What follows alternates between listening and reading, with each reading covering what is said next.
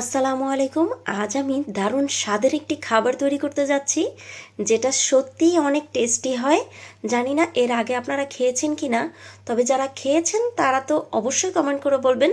আর যারা খাননি এখনও, এই রেসিপিটা অবশ্যই একবার হলেও ট্রাই করে দেখবেন। তো চলুন রেসিপিতে চলে যাওয়া যাক।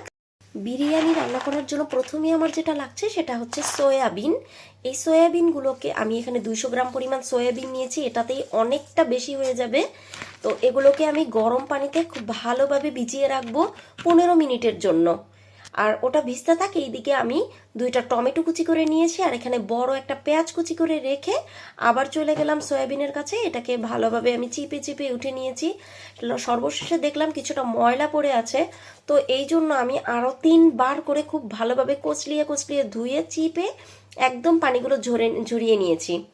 এবার চলে যাব মূল রান্নায়। তো এই দিকে আমি 200 গ্রাম সয়াবিনের জন্য এখানে আমি 3 পা পরিমাণ পোলার চাল নিয়েছি। পোলার চালটাকে ধুয়ে এখানে রেখে দিলাম। চলে গেলাম রান্নায়, দিয়ে দিলাম তেল, আর শেষে দিয়ে দিব হচ্ছে 2 টুকরো তেজপাতা, ছোট্ট 1 টুকরো জয়ত্রী, আধা টুকরো থেকে একটু কম একটা স্টার মশলা, 4টা এলাচ এবং 2 টুকরো দারচিনি।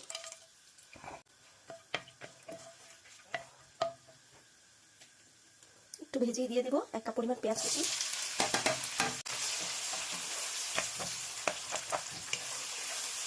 দিয়ে দেবো স্বাদ অনুযায়ী লবণ।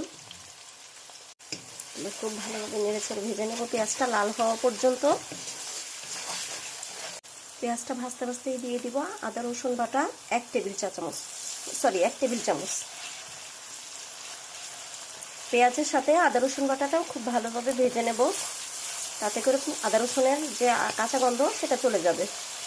এ পর্যায়ে দিয়ে দিব কেটে রাখা টমেটো কুচি, এবং টমেটো কুচিটা দিয়ে খুব ভালোভাবে কষিয়ে নেব যতক্ষণ না পর্যন্ত টমেটো কুচিগুলো একদম সুন্দরভাবে নরম হয়ে যায়। টমেটো কুচিগুলো অনেকটা নরম হয়ে আসছে। আমি দিয়ে দিব 1/2 কাপ পরিমাণ ফেটানো টক দই। টক দইটা আমি খুব ভালোভাবে ফেটিয়ে নিয়েছি। অবশ্যই ফেটিয়ে নেবেন, না হলে কিন্তু টক দইটা পরে চুলোতে দেওয়ার সাথে সাথে ফেটে যাবে, মানে হচ্ছে ছানা ফেটে যাবে, ঠিক আছে? আমি রান্নার শুরুতেই এই মশলাটা রেডি করে নিয়েছিলাম, যেটা আপনাদের দেখাতে প্রথমেই ভুলে গিয়েছিলাম। এখানে 1.5 চা চামচ করে ধনিয়া, জিরা আর আর হচ্ছে বিরিয়ানির মশলা দিয়ে দিয়েছি, যেটা কেনা মশলা দিয়েছি 1.5 চা চামচ। আর হচ্ছে 1 চামচ দিয়েছি মরিচের গুঁড়া। আপনাদের স্বাদ অনুযায়ী, পরিমাণ অনুযায়ী মশলাটা মিশিয়ে একটু গলে রেখে দেবেন। তারপরে যদি ব্যবহার করেন, এটা একটা বাটা মশলার স্বাদ।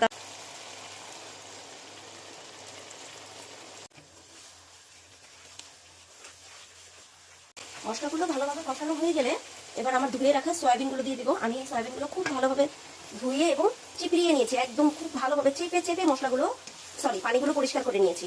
এবার এই মশলার সাথে খুব ভালোভাবে কষিয়ে নেব। খুব ভালোভাবে মশলার সাথে মিশিয়ে একটু ঢাকনা দিয়ে দিব কয়েক মিনিটের জন্য।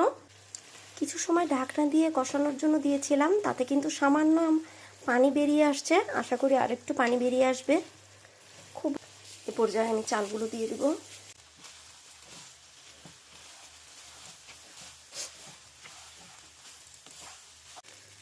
চাল ভাজতে ভাজতে আমি খেয়াল করলাম আমার হাঁড়িটা ছোট হয়ে গেছে, তাই তাড়াতাড়ি হাঁড়িটা চেঞ্জ করে দিলাম।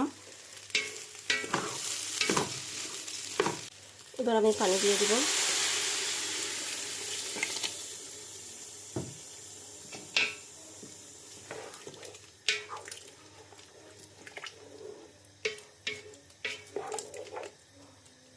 আমি এখানে 2 কর পর্যন্ত পানি দিব, কারণ এটা আমার শাশুড়ি মা শিখিয়েছেন এই পর্যন্ত পানি, তো আমি এই পর্যন্তই পানিটা দিব। আমি এখানে পানি আর দুধ মিক্স করে দিলাম।